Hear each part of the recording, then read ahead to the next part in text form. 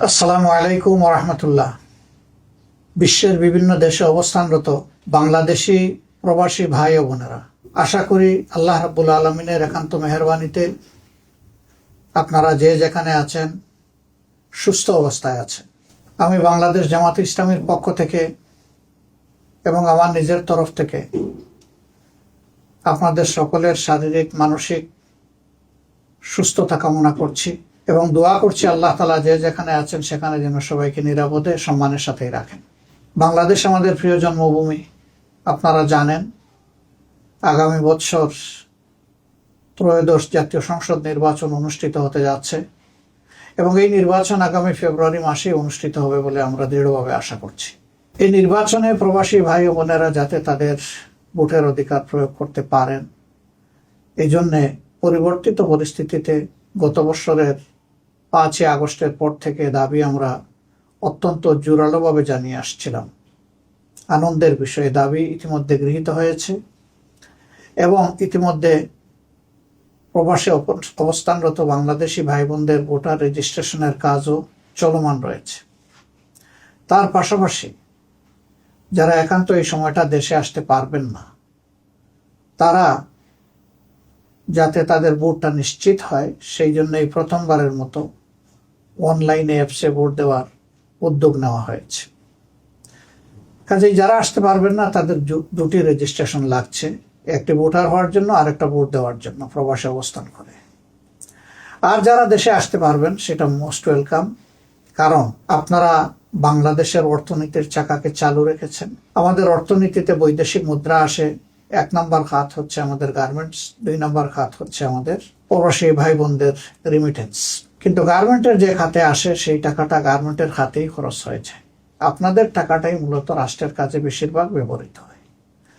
আপনি জানেন না অথবা জানেন যে আপনাদের এই কষ্টের অর্জিত অর্থ যা দেশের জন্য, পরিবারের জন্য আপনারা পাঠাচ্ছেন, সরকারি অব্যবস্থাপনা, দুর্নীতি, লুটপাট ইত্যাদির কারণে এই টাকার প্রপার সদ্ব্যবহার হয় না।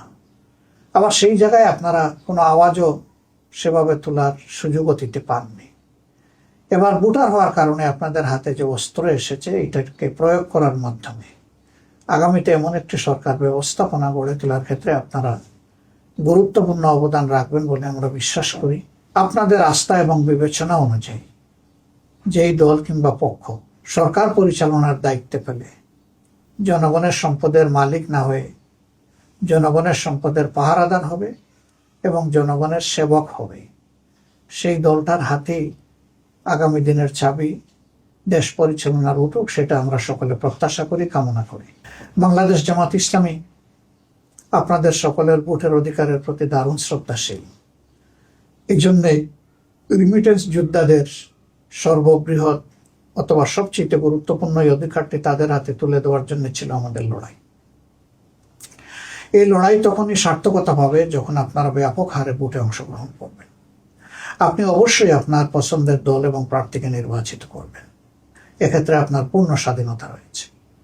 আমরা আশা করব অতীতের অভিজ্ঞতা, চলমান অবস্থা সামনে রেখে ভবিষ্যতে কার হাতে দেশের দায়িত্ব তুলে দিলে আপনাদের আশা আকাঙ্ক্ষার প্রতিফলন হবে, দেশে থাকা আপনাদের আপনজন প্রিয়জন স্বস্তি পাবে, একটি দুর্নীতিমুক্ত, চাঁদাবাজ মুক্ত, দখলদার মুক্ত, মানবিক একটি সমাজ প্রতিষ্ঠিত, বৈষম্যহীন সেই মানবিক সমাজ প্রতিষ্ঠার লড়াই আমরা চালিয়ে যাচ্ছি।